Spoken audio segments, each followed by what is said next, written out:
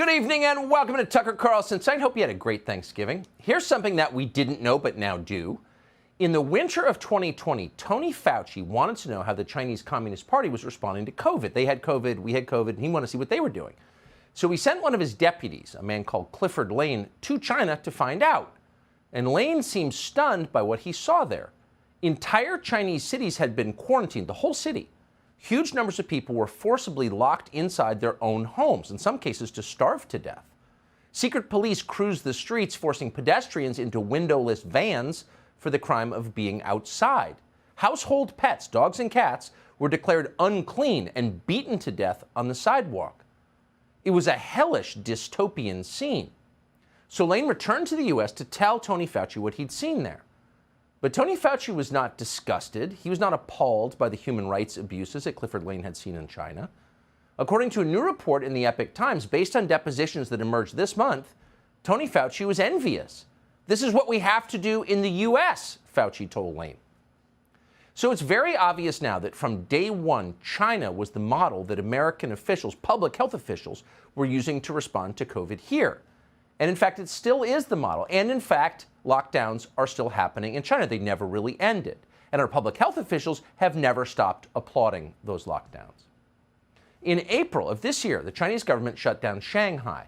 Shanghai is the largest city in China. It's one of the biggest cities in the world. Shanghai has a population 3 times that of New York City, 25 million people.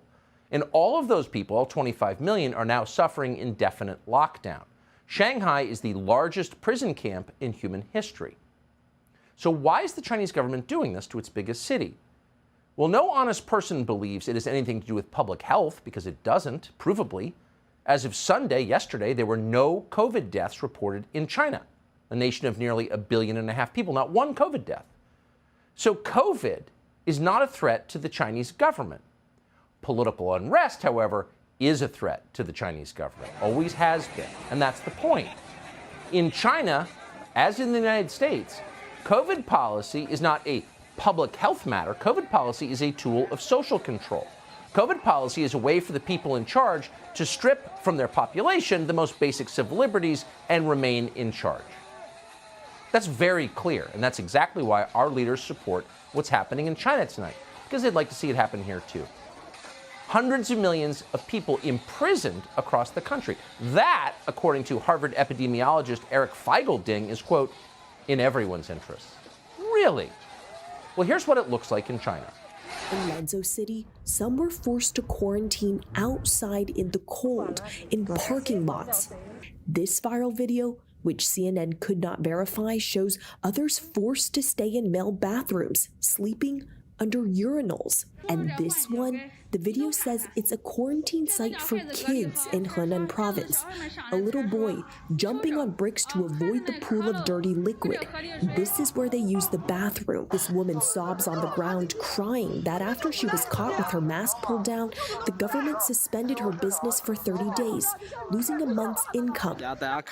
Metal spikes, which the man filming says were installed on a compound gate to prevent residents from leaving. So those are ad hoc COVID concentration camps, but there are new purpose-built COVID concentration camps under construction right now all throughout China. The city of Urumqi in the west of China has effectively been its own concentration camp for the last 3 months. It's been completely locked down. Residents have been unable to leave their homes for any reason, including to get food or medicine. Last week, a huge fire broke out at an apartment complex in that city. The government had sealed most of the doors in the building, including the exits to the outside. It took firemen more than 3 hours to control the blaze, and by that time, 10 people had roasted to death inside, including a 3-year-old child. So news of this fire spread throughout the country. In China, as in the United States, social media are censored by the people in charge. They spend a lot of time and a lot of money there and here censoring it. But in the end, it doesn't always work. Outrage has a way of getting through even the tightest filters. So protests began to form across China. And those protests have since grown to become the biggest challenge to communist rule since the Tiananmen Square massacre more than 30 years ago. Here's what the protests look like.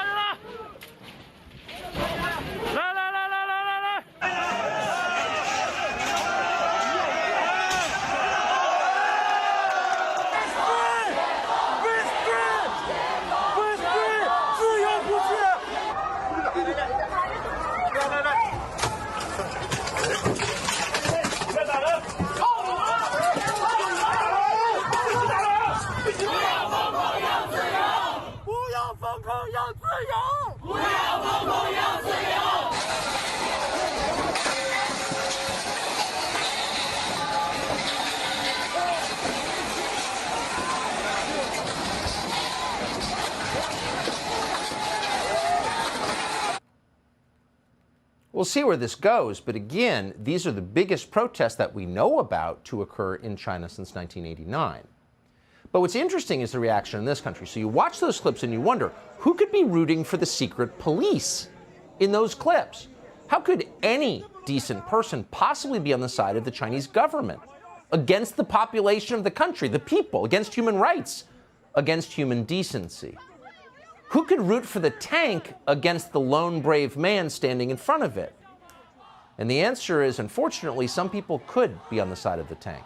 Some people could support the oppressors against the oppressed. And in this country, many people do. One of them is Tony Fauci. Here he is from yesterday as people are being killed in China for seeking the most basic human freedoms. Here is Fauci suggesting once again that the Chinese government is the model for our country, and that's why we may need to close down our schools once more, even as COVID has become about as threatening as the annual flu. Watch. Coming out of the holidays, should parents expect schools to shut down? I don't know, Margaret. I'm not sure. When you talk about shutting down schools, there's always the collateral That's also effects. radioactive. It is, exactly.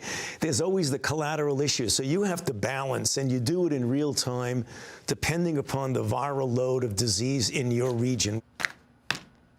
Could we close the schools again? Fascism with a chirpy face. Sure, says Fauci, we could once again deny your children an education. We'll see.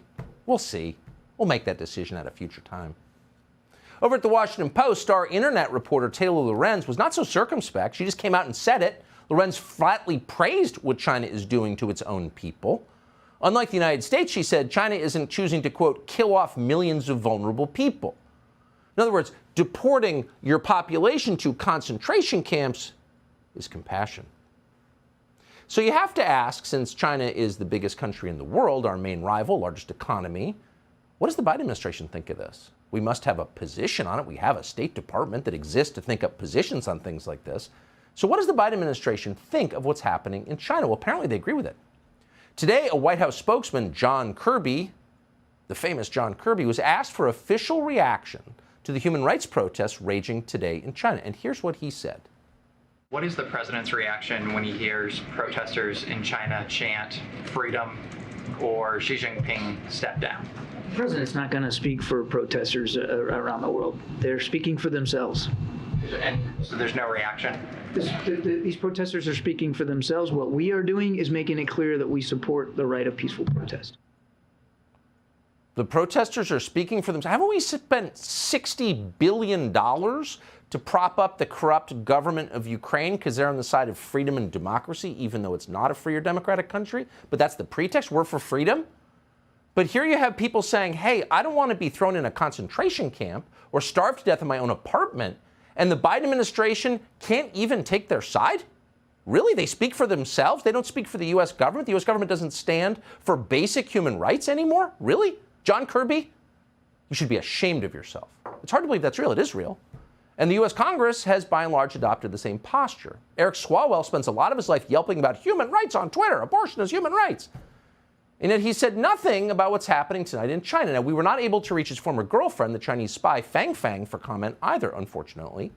Nor did we hear a word from the NBA commissioner. That would be Adam Silver. Now, Adam Silver also spends a lot of time yelping about what an authoritarian country this is and threatening the people who live here with punishment.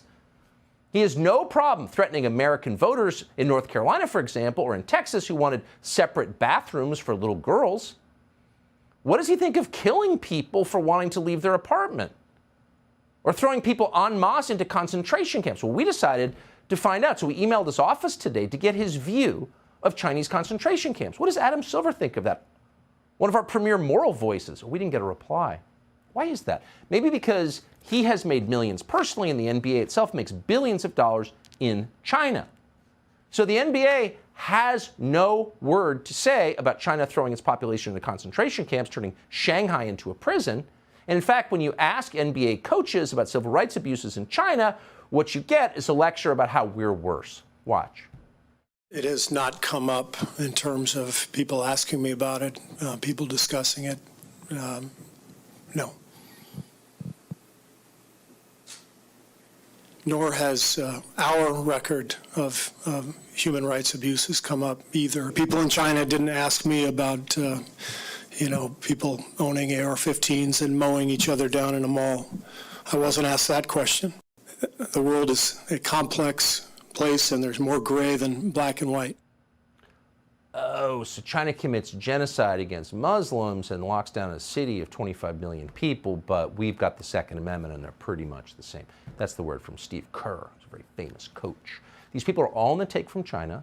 The NBA is literally on the take from China, and therefore they will not say a single negative word about their masters. This is not an American league. These are not people who are loyal to the United States. They despise the United States. They're on the payroll of China. That's true. How is it not true? So they can't even criticize children burning alive in a high-rise apartment building because the doors have been nailed shut because of COVID, which doesn't actually pose a threat to anybody. So the NBA is taking a pass. Eric Swalwell and his Chinese spy girlfriend are taking a pass. The White House is taking a pass. State Department, MSNBC taking a pass. So you have to ask, what about the basic ideas behind this? One of the most basic ideas in American life is that it's my body, my choice. We have bodily autonomy in this country. Bodily autonomy. And bodily autonomy is central to the abortion debate. You can't force me to carry my child to term because it's my body. I control my body, not the government. In case you haven't heard that argument before, here it is. This is from recently. Watch. The right to choose is on this ballot. We want to protect a woman's right to choose. Are you ready to stand up for a woman's right to choose? Remove all doubt that a woman has a right to choose. Protecting a woman's right to choose? I mean this sincerely about what's on the ballot this year. Your right to choose is on the ballot. Oh, the right to choose abortion. What about the right to go outside, or the right to choose whether to send your children to school, or the right to choose what drugs go into your body, or the right to choose not to be thrown into a concentration camp? Are those viable rights too? Are those also examples of bodily autonomy? Do the 1.5 billion people who live in China, or the 340 million who live here, do they have bodily autonomy? No. They don't, according to those people. They don't care about bodily autonomy. They don't care about human rights. What they care about is controlling you forever. And that's true. Subscribe to the Fox News YouTube channel to catch our nightly opens, stories that are changing the world and changing your life. From Tucker Carlson tonight.